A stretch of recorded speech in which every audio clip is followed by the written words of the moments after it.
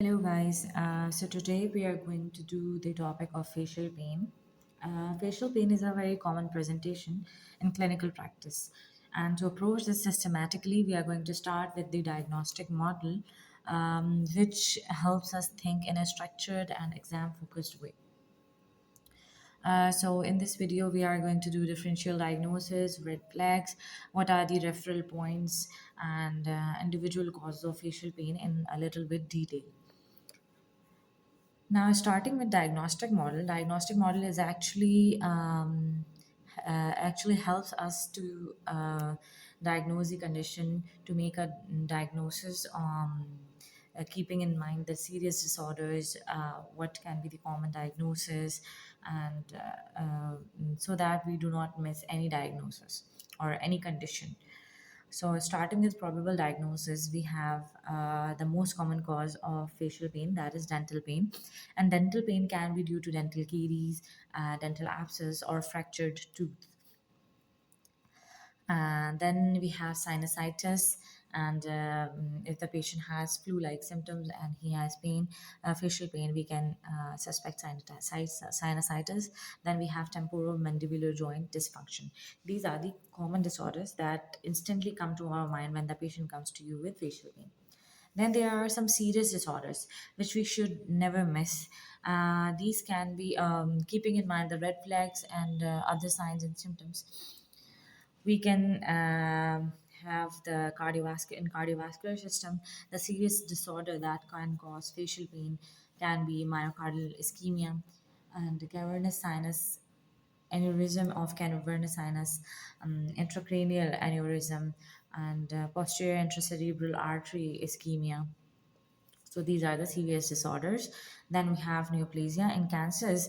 The patient can be suffering from mouth cancers, sinus cancers, nasopharyngeal, tonsil, tongue, salivary gland cancers, and there can be metastasis from distant side, which can lead to the facial pain. Now, coming towards the infections, what infections can cause the facial pain? The most common is the herpes zoster infection, which can cause a neuropathic and dermatomal kind of pain. And then we have erysipelas, then periapical abscess, which is commonly seen in osteomyelitis, and acute sinusitis. And the older patient, temporal arthritis can be the cause of facial pain. Now, coming towards the pitfalls, pitfalls are the disorders which commonly get missed, and we do not have these disorders commonly in our mind.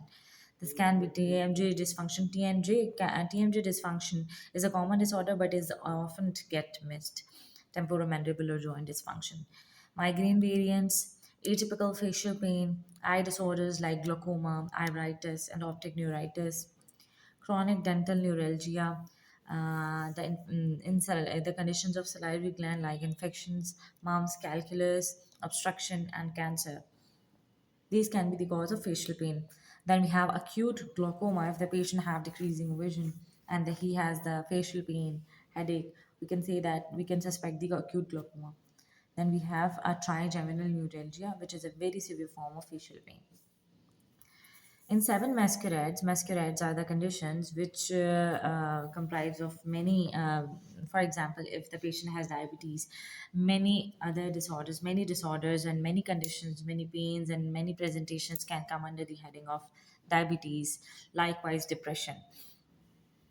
So the patient can have facial pain in if the patient is suffering from depression, and cervical spine dysfunction can also present with the facial pain. Coming towards the very important topic that AMC loves to test is that the red flags. What would be the red flag if the facial pain is persistent and not responding to conservative treatment? There's an explained weight loss. The patient is suffering from trigeminal neuralgia and the herpes zoster, which is involving the nose, and person is more than 60 years of age. So these are the red flags because if more than 60 years of age, temporal arthritis or malignancy can come to the mind. Now, coming towards the individual causes of facial pain. First one is Ludwig's angina. Ludwig's angina is the rapidly developing swelling, which is the cellulitis of sublingual and submaxillary spaces, but without abscess formation. It is usually after the root canal infections, and it is life-threatening. It can be life-threatening because if the swelling keep on increasing, it can obstruct the airways. Now we have chronic sinusitis. Chronic sinusitis is defined as is if the sinusitis is more than 12 weeks and if the sinusitis is recurrent. It is usually in the presence of or due to the polyps and vasomotor rhinitis. And when we are going to patient, when are we going to refer the patient of chronic sinusitis? If the patient is has received the treatment, but it's more than 1 month, and the patient and the case is resistant to conservative management, then we are going to refer the patient of chronic sinusitis, if particularly if in the presence of polyps. Now, temporomandibular joint dysfunction, it is basically the pain over the joint, and the patient has limitation on opening the mouth. He has difficulty while eating because he cannot open his mouth wide. There are different causes of temporomandibular joint dysfunction. These can be organic causes, can be rheumatoid arthritis and dental malocclusion. First, we should exclude the organic causes because this can be functional. So first, we are going to exclude the organic causes, and if there are no organic causes, we are going to manage it by exercise and warm packs. Now, coming towards the most important condition that is associated with facial pain is trigeminal neuralgia, and we cannot ignore this condition because it is a very painful condition. It is usually seen in more than 50 years of age, and the pain is ipsilateral and in the distribution of second and third division of trigeminal nerve. The characteristics of pain are excruciating jabs of pain. Pain is like burning knife, like an electric shock kind of pain, which is experienced by the patient. What are the trigger points? Trigger points are when the patient is having trigger points in their division in these divisions. For example, chewing and shaving, talking, eating, cold weather, wind. These can be the triggering points for trigeminal neuralgia. And what can be the causes? Causes are most of the times it is unknown cause. Or there are no known cause of trigeminal neuralgia. Organic cause can be local pressure of pulsatile mass, dilated small vessels, local pressure of pulsatile dilated small vessels, multiple sclerosis, neurocephalus, posterior fossa tumors. These are the causes of trigeminal neuralgia. Now we have the glossopharyngeal neuralgia. Glossopharyngeal neuralgia is the severe lancinating pains felt in one ear or base of the tongue beneath the angle of the jaw. And the triggers for this neuralgia are swallowing, especially cold drinks, and cough, yawning, and laughing. And the glossopharyngeal neuralgia is in the division of glossopharyngeal nerve. Continuing forward, we have post-herpetic neuralgia. It is after the herpes zoster infection, and there the patient experiences hyperesthesia and burning sensation in any division of the fifth nerve, especially the ophthalmic division of trigeminal nerve.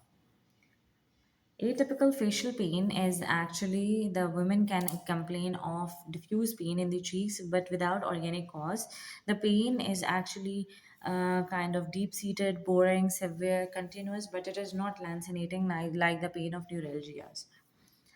Then we have erysipelas. Erysipelas is actually the superficial form of cellulitis, and there is a sudden onset of butterfly like erythema, which is with the edges well defined.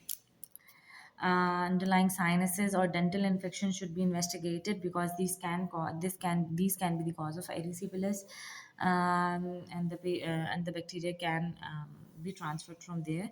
The patient have flu-like illness or fever, and the most common organism is the causing causative organism is Streptococcus pyogenes.